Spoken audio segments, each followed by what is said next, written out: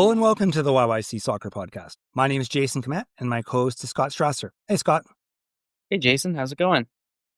It's good. It's nice to be back in Calgary and back in the city. It was nice to get away to go camping for a few days, but feels good to be home again.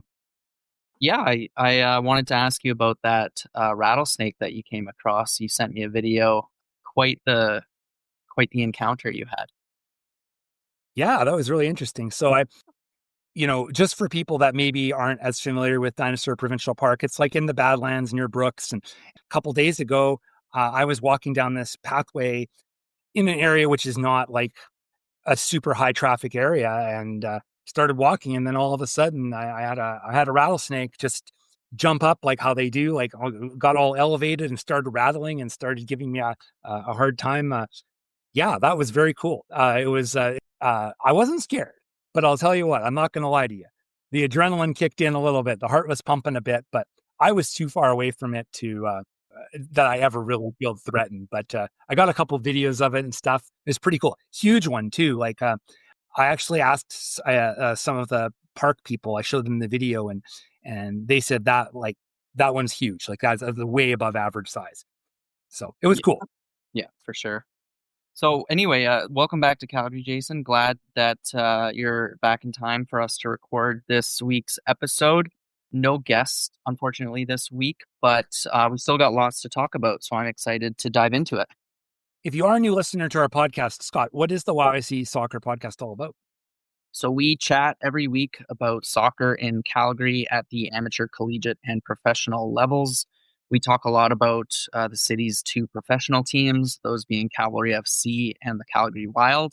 But we also talk about high-level amateur soccer, such as the Calgary-based teams in League One Alberta.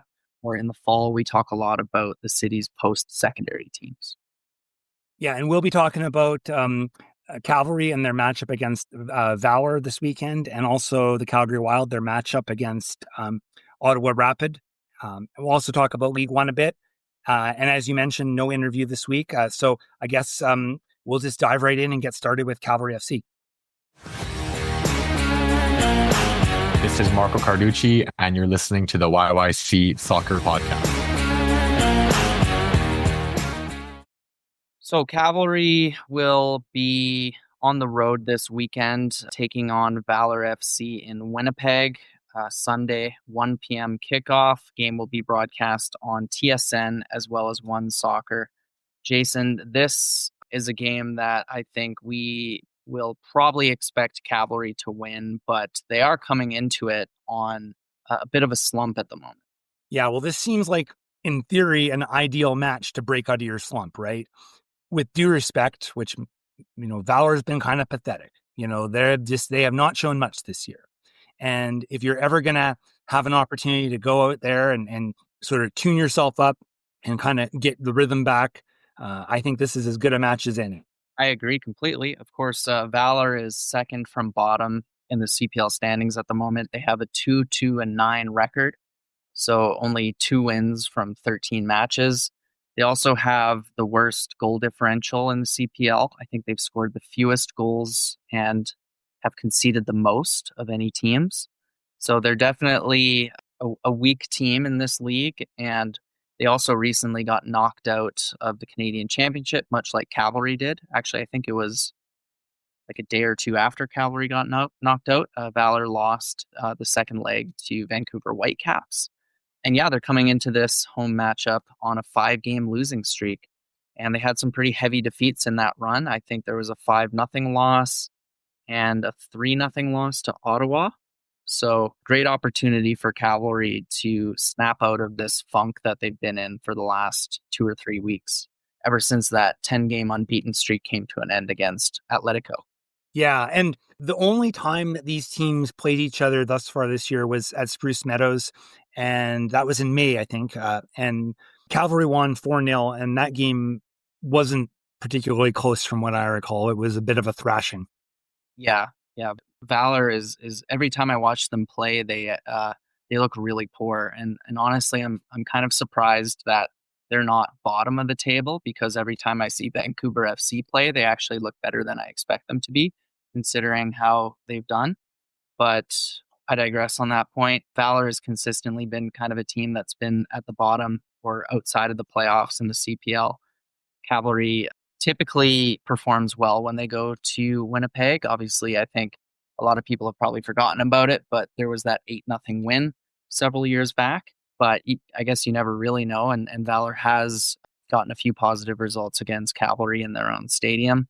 But yeah, head to head, I mean, Cavalry won that one at Atco Field 4-0 a couple of months ago. So not expecting that kind of result, but it is a game that I think Cavalry should fully expect to get 3 points. If you ask members of Cavalry and the coaching staff and the players, they would say right off the bat, like anything less than 3 points would probably be disappointment in this match. For sure. So I don't believe he'll be able to play in this match, Jason, but we did find out yesterday that Goteh Ntignee has re-signed with Cavalry after a couple of years in France with a team in the second division over there. I really wish, because I saw his Instagram post shortly before this announcement was made.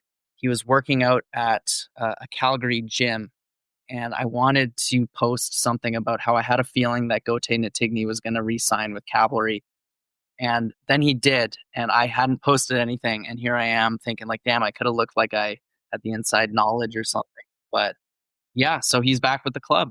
Big re-signing for the team. Yeah, as you mentioned, he won't be available for this match because the transfer window is not officially opened until Thursday, July 24th. So he could be available for the next match, but he won't be available for this one. You know, if he can come in and perform like he did when he was with Cavalry, that would obviously be a huge benefit. He played great, especially in those last month or two before he was transferred out. He was a player that everyone was afraid of. Yeah. And in case some of our listeners this episode didn't watch Cavalry back in like 2022, 2023, he was still kind of at the early part of his career at the time, and really burst onto the CPL scene and solidified his starting position as Cavalry's left winger after Jose Escalante left partway through the 2023 season.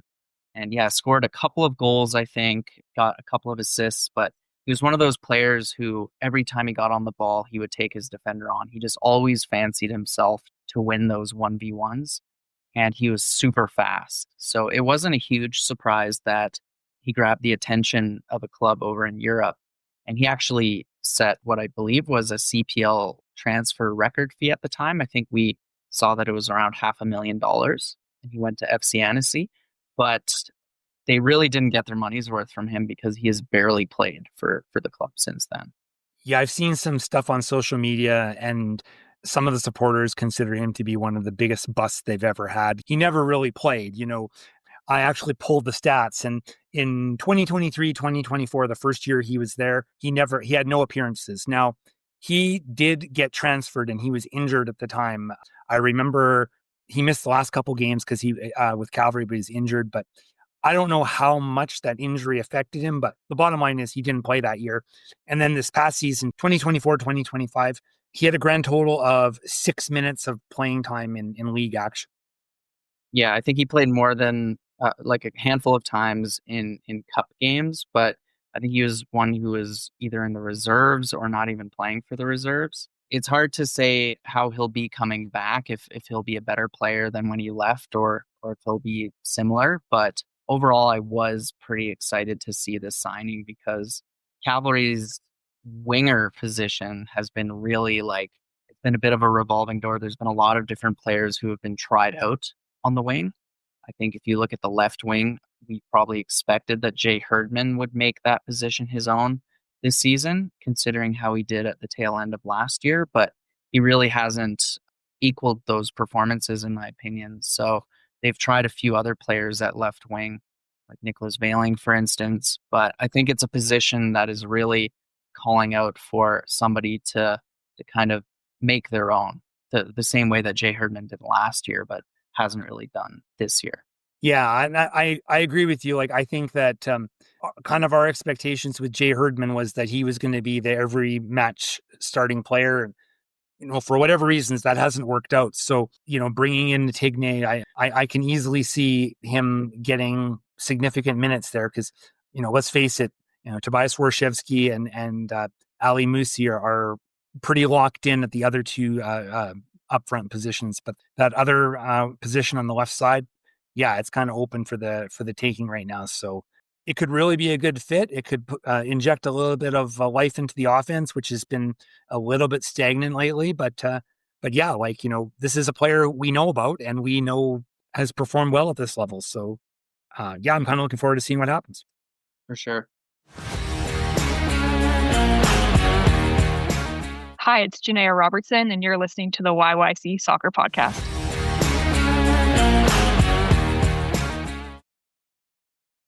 Okay, Scott, Calgary Wild, they're going to be playing another home match on Saturday afternoon, 2 p.m. at McMahon. They'll be playing the Ottawa Rapid. Yeah, and I'm hoping that this game produces more goals than the last time Ottawa were in town. Calgary's first game of the season against Ottawa was their home opener at McMahon, which was a goalless draw without a lot of goal-mouth action. And obviously, a lot of games have been played since then.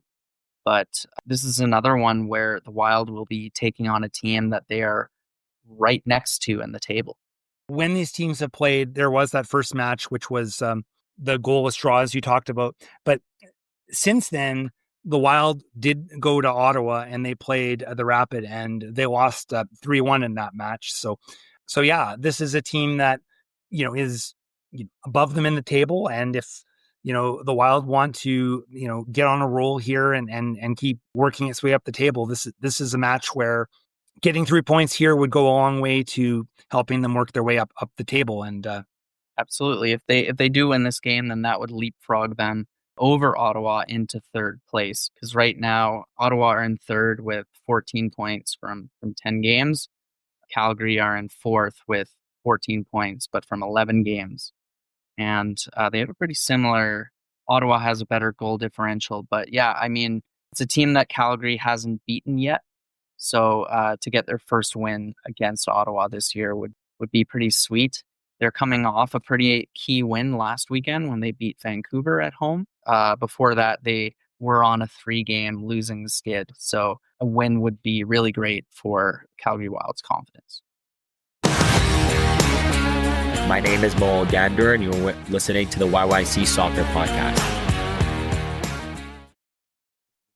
So as usual, there were a couple of Tuesday evening games in League One Alberta this past Tuesday. Callies took on Blizzard at Broadview. This was a 3-1 win for Blizzard on the men's side, with goals coming from Gianmarco Plenzik, who's been in really good form lately, Spencer McCallum, and then Callies' goal came from Ezram Johannes.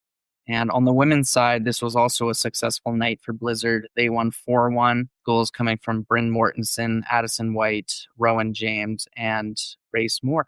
Yeah, Plenzik has had a really good year. Right now, he is in third place in the Golden Boot standings with 10 goals, which puts him, from a Calgary team perspective, he's got more goals than anybody else. I believe second is Owen Antoniuk with Cavalry U21, who has 7. So it's been a very successful season thus far for him, putting the ball in the back of the net for sure. Definitely. And then also on Tuesday night, we saw Rangers take on Villains at Weber. On the men's side, this was actually pretty close. 3-2 win for Rangers. There was an own goal in the 79th minute. And on the women's side, Rangers won quite handily 3-0. Yeah, and I believe Haley Slobodian got all 3 of their goals, and she is a University of Lethbridge player. For matches this week, on Friday, we have our usual slate of matches, and I think the big one is at Broadview, and it's going to be the Calgary Blizzard against St. Albert Impact. Both the men's and women's matches feature teams that are right near the top of the table, and these matches are going to have significant implications on the top of the table. Definitely, and we're only a few weeks away from the end of the regular season, and yeah, on the women's side, this I think is a really intriguing matchup. Blizzard are on 26 points at the moment. They're in second place. St. Albert just a point behind them with 25, and they're in third. So really good opportunity for one of those two teams to mount a final push for first place against Foothills. And on the men's side, this is also a sort of top of the table clash when considering that Blizzard are on second and St. Albert Impact are in fourth at the moment. And the other matches that are involving Calgary teams on Friday evening, Villains are playing Rangers over at West Island College, and Callies are playing Cavalry U21 at the West Soccer Dome. Thank you for listening to the YYC Soccer Podcast. You can have this podcast downloaded to your device as soon as it becomes available by subscribing on Apple Podcasts, Spotify, or other podcasting platforms. Check out our website at yYCsoccer.com, where you can look through our episode archive and find other options to listen, including our YouTube channel. We also have links to buy Scott's book. It's all about the history of professional soccer in Calgary, and it's called Here Come the Cavalry. You can leave a question or comment in the Contact Us section of our website. You can also interact with us on social media, such as Twitter or Instagram or Blue Sky, where our username is YYC Soccer 403. Thanks for listening.